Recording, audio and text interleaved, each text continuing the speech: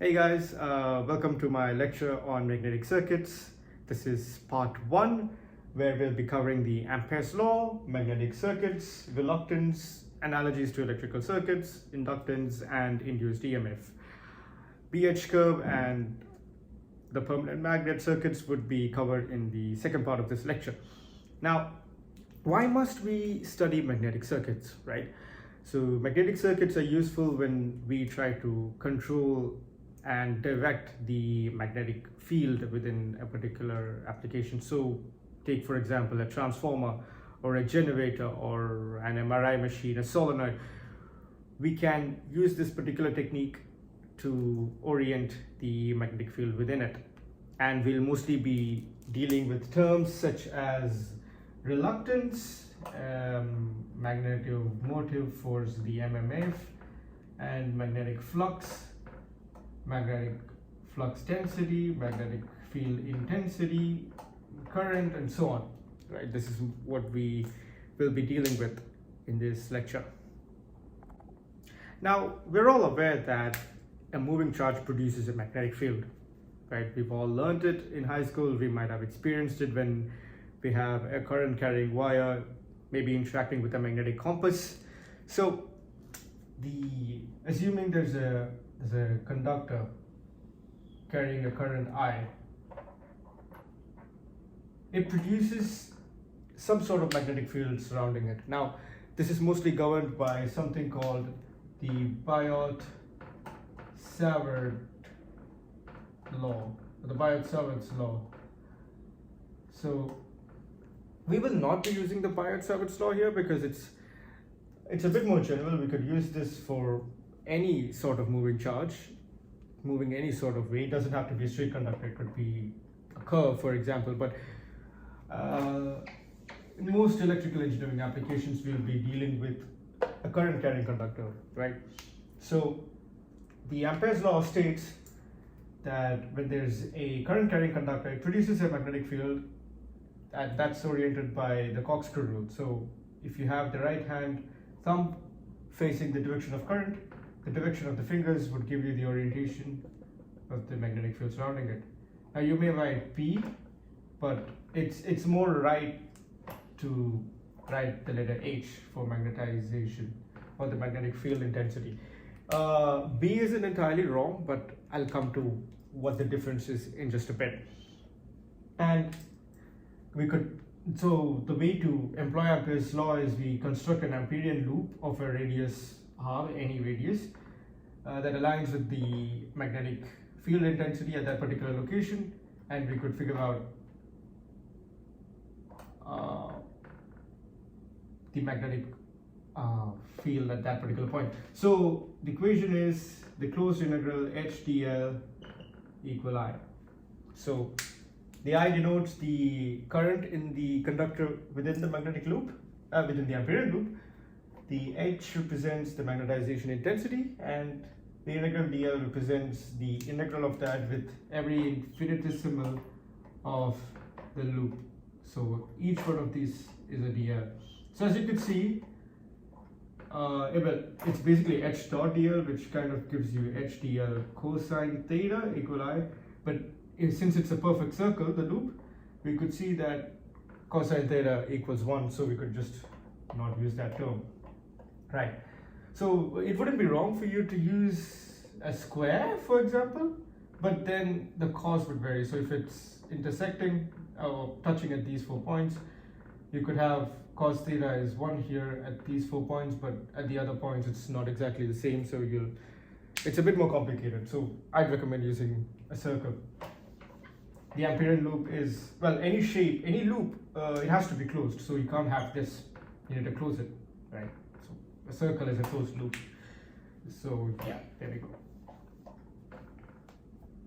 Now coming to an example where we have, let's say, 4 conductors or n conductors with opposing or constructive currents, in the sense I1, 2, and 3 are in the same direction, I4 is in the opposite direction. We could use the same formula where h dl is the summation I.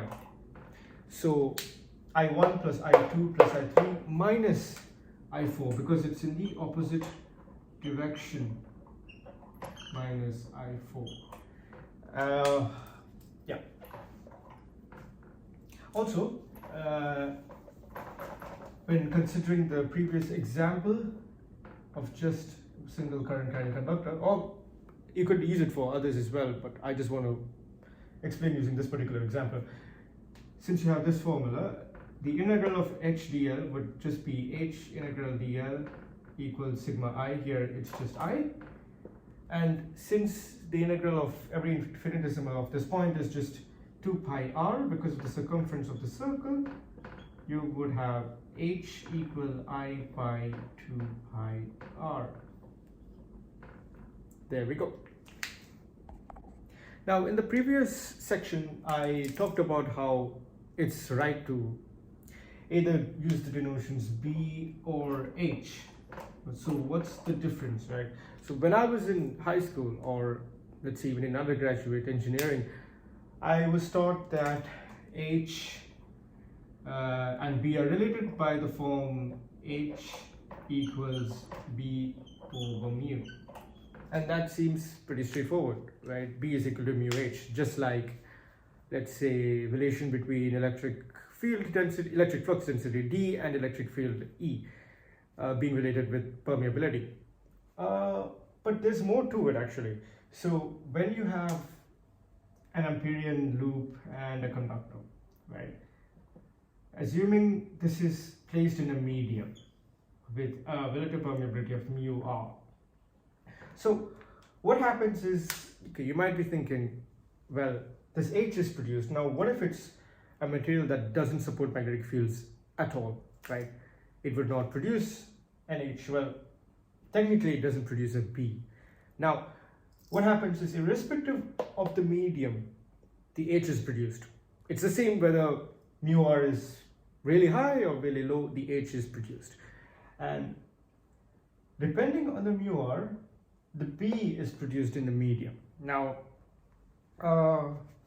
consider a medium with a high relative permeability and one with low relative permeability and one with zero relative permeability. So I'm just going to write high and mu r is 0 and mu r is low. Okay, so with the same H coming in, there's a high concentration of B inside that is of high permeability. If it's a medium with low permeability, for the same H there's a very little B in, and for 0 it just goes over. Now this is mostly exhibited in superconductors below the critical temperature, and this is called the Meissner effect, and you might have seen videos of a superconductor levitating on a magnetic field. So in a way, since the magnetic field is pushed out of it or not allowed to enter, it can technically repel an external magnetic field. So that's how it levitates. So from a physical perspective, the I exists first as the one that produces the H. I produces an H linked by the Ampere's circuital theorem or the Ampere's law, and the H produces a P, as I just explained, depending on the mu r. And it's not very straightforward. There's something called the BH curve or the hysteresis curve, where it's not exactly linear. It follows a particular pattern that way, and I will explain that in the next video. The existence of the flux density produces a magnetic flux. That's the total flux throughout the medium, where the flux density is per unit area. Now, coming to magnetic circuits, so I'd like to explain this with the help of a toroid. Now, a toroid is it's basically like a donut made of some sort of magnetic material, maybe some ferromagnetic material, and it's wrapped around with a loop of wire. It's going in behind and then coming back, okay? And this is carrying a current I. So effectively it's going to produce, okay, so looking at the direction of the flux to the corkscrew rule, you could say that H is moving this way.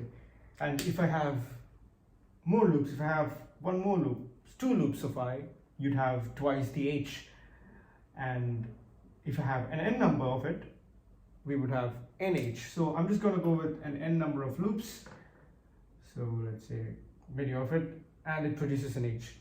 Now, considering the Amperian loop in the middle, that is the that in the middle of the thickness, assume this of uniform thickness, you'd have the middle point. Considering an Amperian loop at that point, we would have, let's say, hdl, that is h2 pi r equals ni. Now h is ni, let's say over dl, right, over l, over the total l, instead of 2 pi r.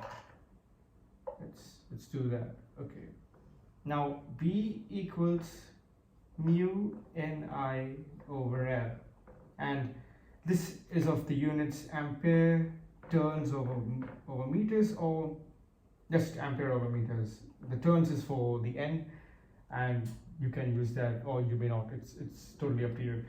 B would be given in units of Tesla.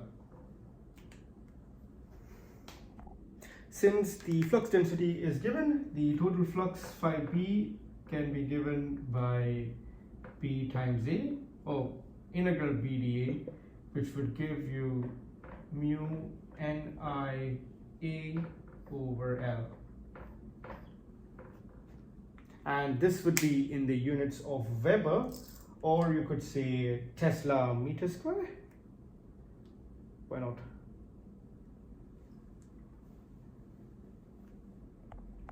Now let's move on to analogies to electrical circuits. Now, looking at this particular example, would it be, let's say I have an electric circuit for comparison. There's a voltage and resistance and a current. Now, would it be wrong to say that the voltage is what causes the current to flow? It's what provides the potential difference for the current to flow. And the resistance is an obstruction to the flow of current, and current is just what flows through the whole loop. Now, similarly, if you take a look here, the H causes a B causes a phi B. So technically, we could say that the B is what flows through this loop, and the Ni, or the I, is what causes the phi B to be generated in the first place. So you could kind of call the Ni analogous to voltage, phi B analogous to current, and maybe some kind of obstruction to the magnetic field as resistance. So as I once said, relative permeability could technically be an obstruction, because I mean it could also support. So maybe not relative permeability, but something along that.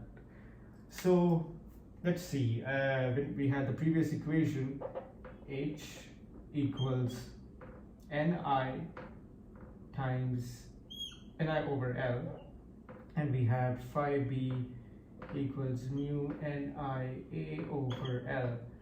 Phi B is what flows and Ni is what produces, so it's similar to I equals V over R, where this is I and this particular unit is V. So it would technically be right to call L over mu A to be some kind of resistance in this particular domain, or here this is what we'd like to call reluctance with an S. Now from here on I would not be using S. S is absolutely correct to use. I would be using the notation of a curvy R, because as an electrical power engineer, if we use S, it mostly denotes apparent power, kilowatts plus kilowatts. That gives you the apparent power, kilovolt amperes, or just volt amperes, but we mostly use kilos or mega. But this is what we'll be using, and the unit of reluctance would be given in, say, Siemens. Now we could technically redraw this more conveniently in the form of an electrical circuit where Ni is the voltage, or the MMF, that is the magnetomotive force, and reluctance is analogous to resistance, and phi B is flowing through it. Now mmf is similar to voltage, phi b, that's the electrical flux, is similar to current, and reluctance is similar to resistance. Now all the equations that you use, the Kirchhoff's laws and the Ohm's law, you could use it. So if you have a pretty complicated magnetic circuit, you could well simplify it using the simple tools that you've got for circuit analysis. So here we go. Now if I had this particular portion erased and placed with some other material, and I could technically write R1 as the reluctance over this whole blue part of the medium, and another one, R2, as the red part, because it's technically in series, it's flowing through the same medium. However, if it's in parallel, let's say we've got, now in the previous example we discussed a magnetic circuit, so I'm going to draw it in a square fashion just to make it more convenient. Okay, not a circle this time, not a toroid.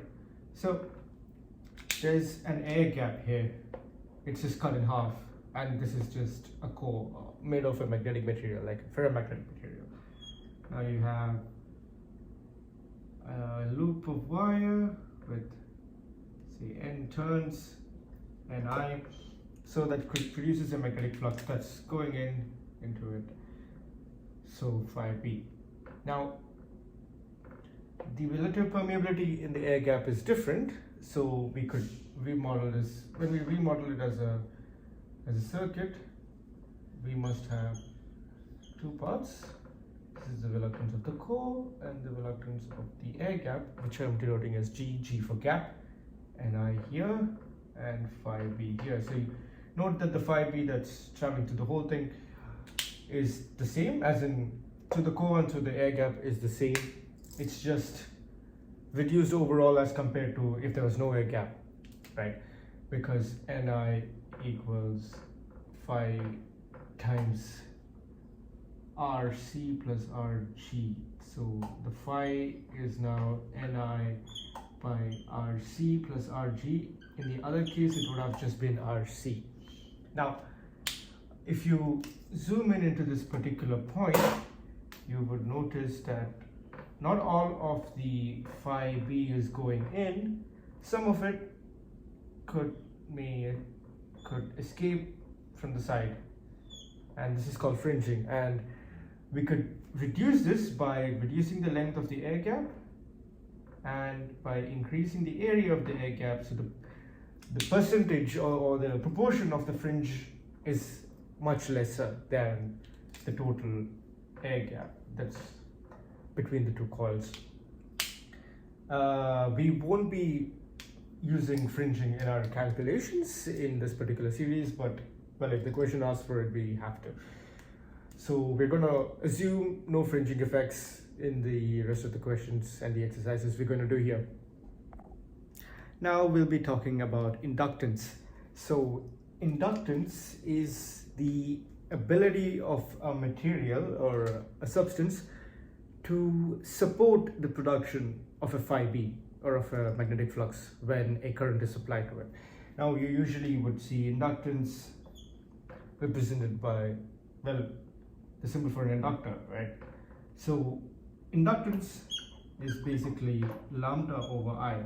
That is for how many, let's say how much of lambda can a particular substance create when some units of I are supplied to it. So it's n phi over I, inductance.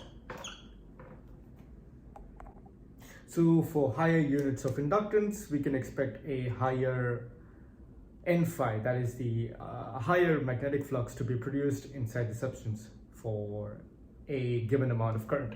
Now we have L equals n phi over I, and we know that phi is total flux, that is flux density times the area. So we have n flux density area over I. Now we have B, and we could write B as n a mu h upon I. And from the equation Ni equals HL, this is from Ampere's law, as mentioned before, we could write H is equal to Ni over L. You could substitute that here, giving you Na mu Ni over L. Right. This gives you n square A I,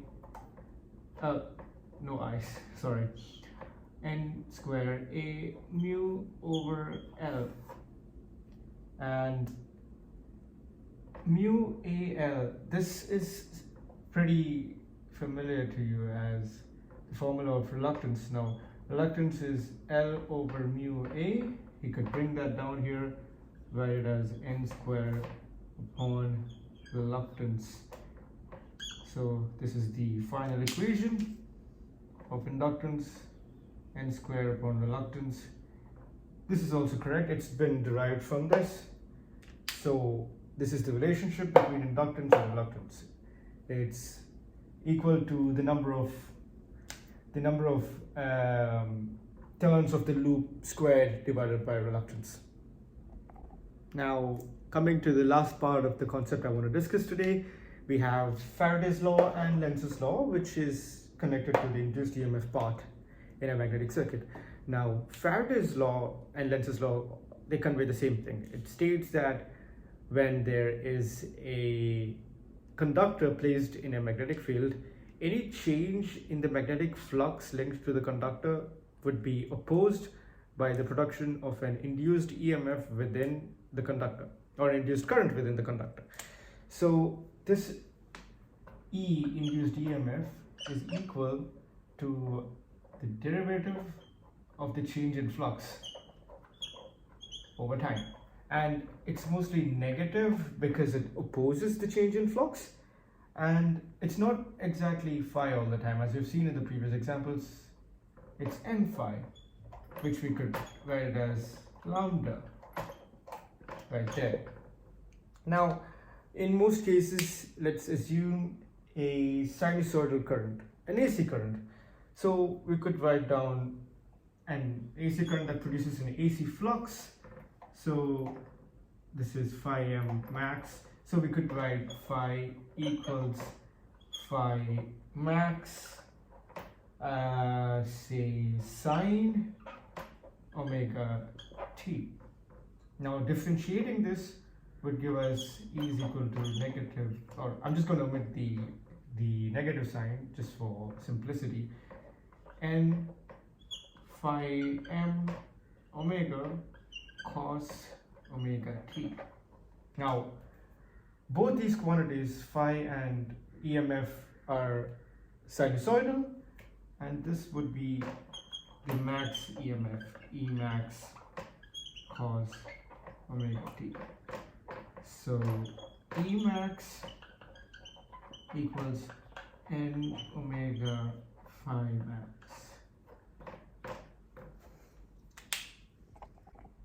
Now I've moved these equations to the side. Now we could see that E RMS for a sinusoid would be E max over square root 2. In this case, it's n omega phi max over square root 2. And omega is 2 pi f, so n phi max 2 pi over square root 2 f. And if you simplify this particular term, you would get 4.44 n phi m f, where f is the frequency in hertz.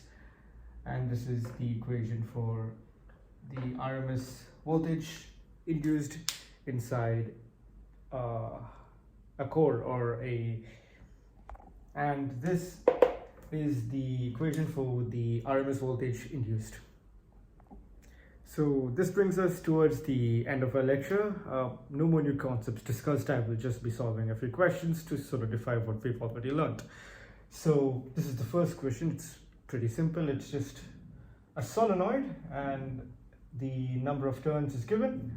We've made the assumptions that the length is much bigger than the diameter, and we're supposed to assume a uniform field in the coil. And the dimensions are given. The L is half a meter, diameter of the coil is 5 centimeters, and the current is 50 amperes. Now we're supposed to find the H, the B, and the inductance inside the coil. Well, H and B inside the coil and inductance of the coil. So this is pretty straightforward. We've got the Ampere's law, Ni equals HL. And since we already have values of L, I, and N, we could simply write H is equal to, let me just write it bigger, H equals Ni over L. So this is pretty simple. We've got 100 times 50 over half, which gives us 10,000 ampere turns per meter. Pretty straightforward answer there. For B, we've got mu H, and since we've not specified a particular medium, so we could assume free space, so it's mu naught H. So 4 pi into 10 to the negative 7 times, this is 10 to the 2, 3, and 4 times 10 to the 4, right? Hundreds is 2,000 M. So this gives us 4 pi to 10 to the negative 3. If I put that into my calculator for the exact decimal value, you should ideally get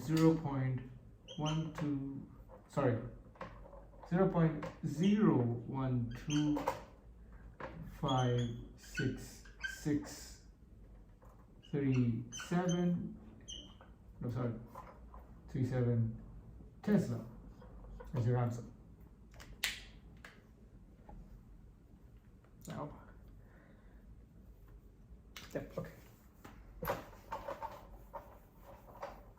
Now for the second part of the question, to find inductance L, I'm going to be using the formula L is equal to N square over R, where R is reluctance. You could use L is equal to lambda over I, that's the main equation, but since this is derived from that, I think this should do.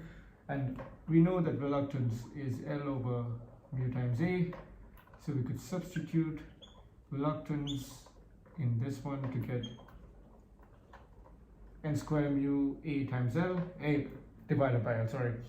So we've got the values already, so 100 square times 4 pi into 10 to the negative 7, and we do not have the area, but we have the diameter, so radius is half of the diameter, and this negative 2 is for converting centimeters to meters, since we're using standard units. Squared, this is n pi, and we're using this because pi r squared is the area of a circle, divided by half because the length is given to be half. Now if we type these values into our calculator,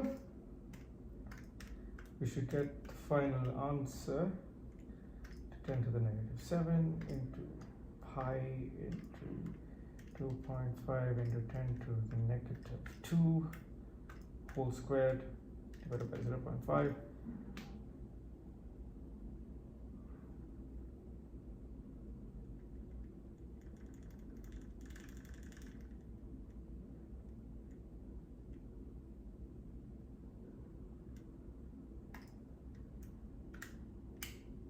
Yeah, it should give me 4.9348 into 10 to the negative 5 Henrys. Now, if your answer differs, just put it in, or just let me know. I could take a look, but this is the answer of the first question.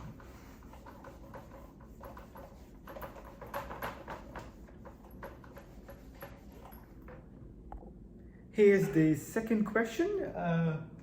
This is again pretty simple. The magnetic circuit shown as a cross-sectional area of 50 centimeters square and a mean length of 2 meters. The relative permeability of the core is given to be 100.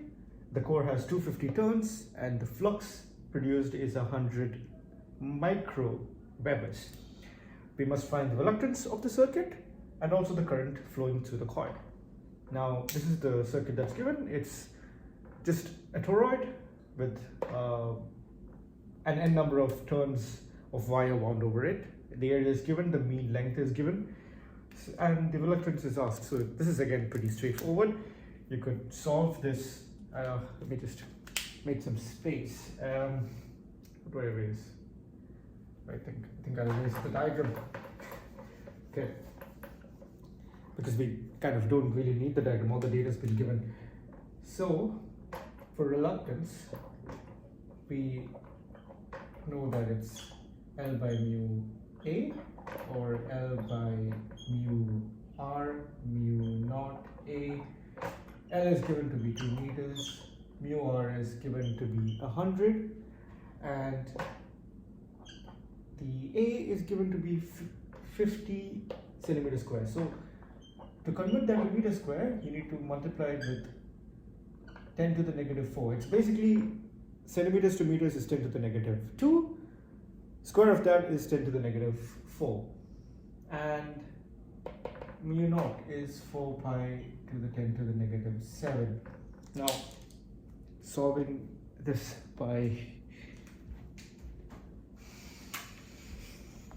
to solve this, I'm going to put it into my calculator. So 2 over 100 into 50 into 10 to the negative 4 to 4 pi into 10 to the negative 7 would yield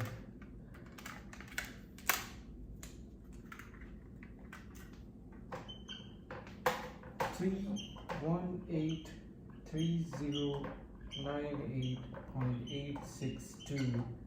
Since it's reluctance, it's in units of Henry inverse. And I mean, you could always write it in the form of amperes over Weber, because again, Henry inverse is just, well, Henry is a unit of inductance, which is lambda over I. Lambda is n phi, so it's Weber's over ampere. So the inverse of it, which is ampere over Weber. Or you could just use Henry inverse. I prefer to use Henry inverse. Now to find the current that's flowing through the coil. Now we could approach this in a variety of ways. Current flowing through the coil. So we know the Ohm's law. The Ohm's law. We have V equal IR, and the magnetic analog is Ni equal phi V R. And I think it's pretty obvious, because this is the analog of current, this is the analog of resistance, and this is the analog of the potential difference. That is the magnetomotive force. So to find current, we have N, we have phi V, and now we have found R. We can use this value exactly. So to find the current through the coil, we have phi B is 100 into 10 to the negative 6. So we've got 100 to 10 to the negative 6 into reluctance, that is 3183098.862 divided by how many turns? 250 turns. Now, okay, I don't think this is very clear. It's basically this number here, and this is 100 into 10 to the negative 6.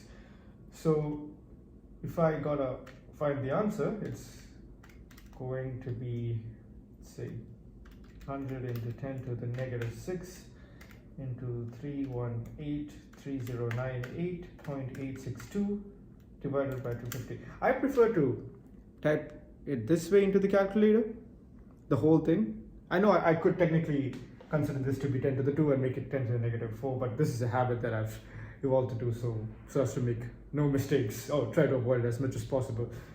I mean, you could do it, or I mean, it is, if you think it's a waste of time, well, you could just do it your way. It's all the same. Or not use a calculator at all if you're just that fast doing it on paper. 1.2732339 amperes, or just 1.27 amperes. That's the answer. That's the current flowing through the coil that's producing this much of flux for a core of this dimension that's specified here. I would prefer to do just one more question and end the lecture. Just one more, just to really make sure that we've covered all the concepts that we've discussed. So this is the third question that we'll be discussing.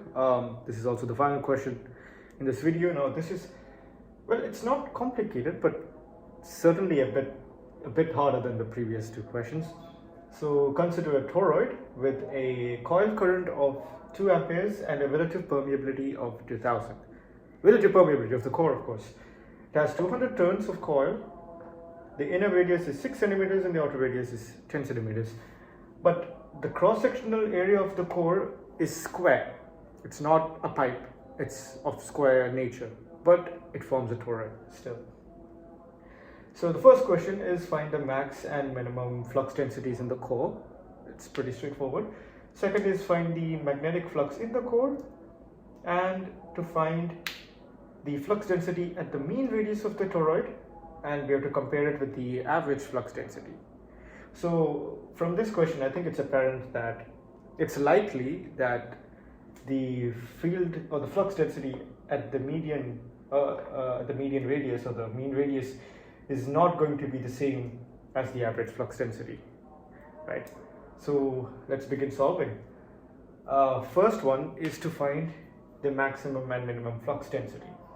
So we don't have any space. I think I could start writing here before I stop and start erasing. We have to find B, and we know that B is mu H, and they've given mu R. It's pretty nice. Mu R, mu naught, mu H.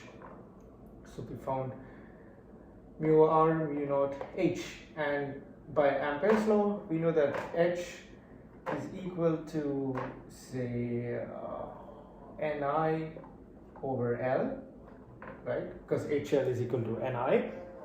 And now we have the value of N, we have the value of I, and the value of L. So you could see that the value of L is inversely proportional to the value of B. Thus, we could say that as the L increases, the B reduces. So it's safe to assume that the value of this particular L, or the field density at this portion closer to the inner radius, is stronger than the field density towards the outside. So I could say B max would be here and B min would be at the end. So let's say high density of B, well, high B is flux density, and low B, right? So let's begin solving. First, I hope I could keep the questions. So there we go, and let me try to erase that one as well. Maximum and minimum flux density. So we could begin. P max equals mu R, mu naught, Ni, and the L would be the L at 6 centimeters. So 2 pi R, well, 2 pi into 6 into 10 to the negative 2. So the equation would be 2000 relative permeability into 4 pi into 10 to the negative 7 into Ni. That would be 2 into 200 divided by 2 pi into 6 into 10 to the negative 2. And this can be solved using our calculator, or I could simply just, okay, I'm going back on my words here. Right, okay. So no more pi's. 4000 times 10 to the negative 7 times 2 into 200 divided by 6 into 10 to the negative 2 gives me an answer of 2.66666. I'm just going to write 2.667 Tesla. Right, that is B max. To find B min, it's about the same. It's just that this 10 has got to be, the 6 has got to be 10 now. So it's going to make it 10. B min and the answer is just going to be 1.6 Teslas. So yeah, that's the answer. Let me just write both down for comparison. The other one, this is B min, and B max would be 2.667 Tesla. Now for the second part of the question, I know I've erased all the sub questions because I need space to solve. So second part of the question requires us to find the total magnetic flux through this particular core, that is phi b. I'll write it in a bit bigger in case it's hard to see. Okay, now how do we solve this? So we have a simple equation. We have phi equals BA. Now that's mostly used when there's a constant flux going through a particular area, but here the flux isn't constant like we did in the previous part of this question. There's a lot of B over here, there's very little B coming there, and this is mostly because of the distance, right? If you could see, there was a 1 by r term that caused that. So here what we'd like to do is do an integral BdA where the B varies with the distance. So we have to find the equation for A or dA, and we've been given that the dA, or the cross-sectional area, is a square.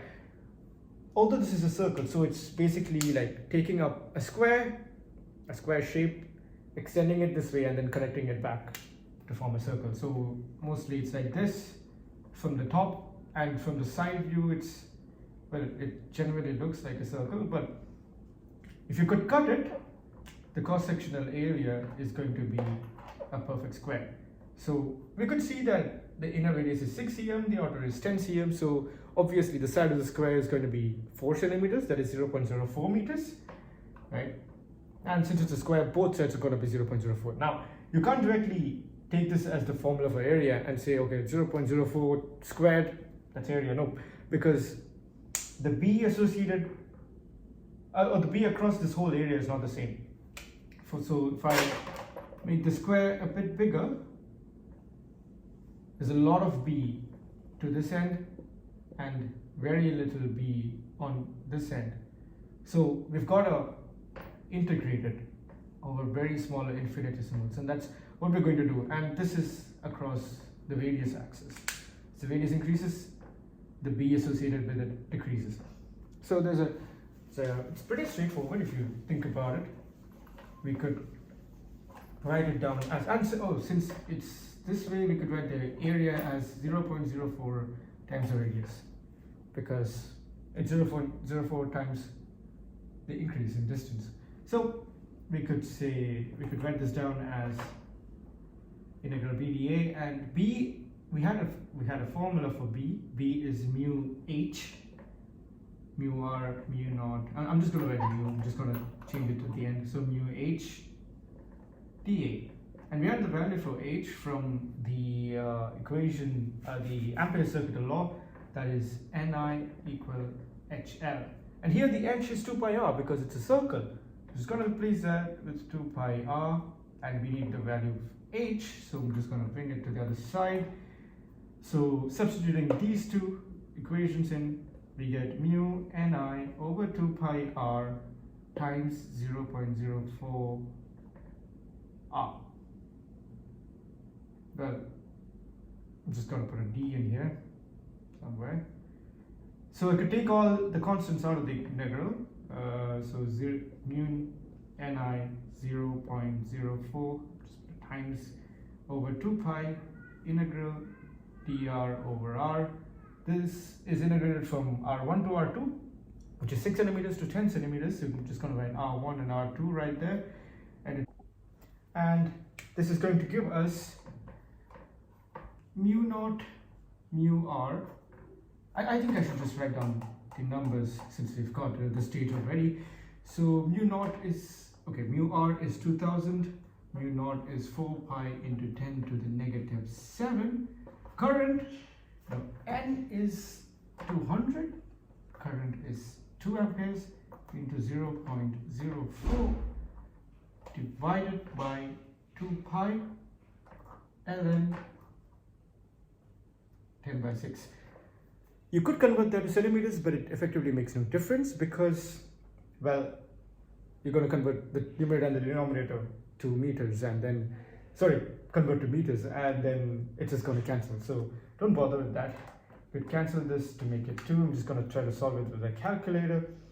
So 2000 times 2 into 10 to the negative 7 times 200 times 2 times 0.04 into ln of 10 divided by 6 is going to give us, just going to write the final answer here, 3.26928 into 10 to the negative 3 Webers. That's the final answer. 3.6928. Right there, if it's visible. Yeah. Now coming to the final part of the question, we have to find the average flux density and the flux density at the mean radius and try to, well, find out a proportion of the two. So let's see. We have the total flux already. So we could find the average flux or the average flux density by dividing this with the cross-sectional area. So we have 3.269 into 10 to the negative 3 divided by 0.04 the whole squared. So let's see. So divided by 0.04 the whole squared would give us 2.0433 Tesla. This is the average. Let's take, yeah. Now to find the B at the mean radius, we have mu h and mu ni over 2 pi into the radius, the mean radius. So we have 2000 times 4 pi into 10 to the negative 7 into 400. That's ni, I'm just going to multiply it directly, divided by 2 pi times the radius is 8 centimeters. So 8 into 10 to the negative 2, cut these 2 off. I could make this 10 to the negative 5 and 2, let me see, 100. Yeah. So we've got 2000 times, well, it's all a game of tens at this point, 10 to the negative 5. The answer is 2 Tesla as the average radius. Now, you could go ahead and divide it if you want. So 2.0433. If you divide one by the other, you're going to get 1.02165. You could find it if you want, but if you get these two as the same, it's going to give you the same answer. So this brings us to the end of this lecture. If you've got any feedback, kindly let me know in the comments and reach out to me. I'll try to answer most of your questions if I could. And thank you. That's about it. So the rest of the content will be covered in lecture 2. Thank you.